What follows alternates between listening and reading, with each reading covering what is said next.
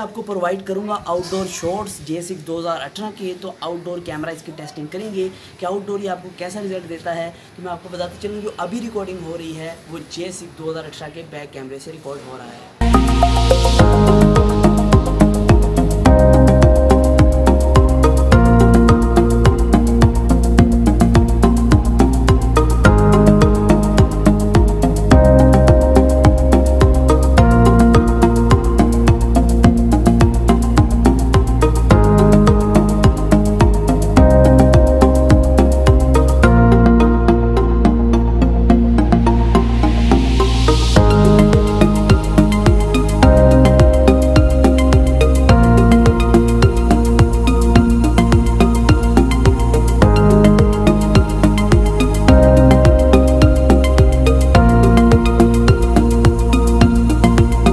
दोस्तों ये जो आप वीडियो देख रहे हैं ये देख रहे हैं आप J6 के बैक कैमरा से जो फुल HD में रिकॉर्डेड है।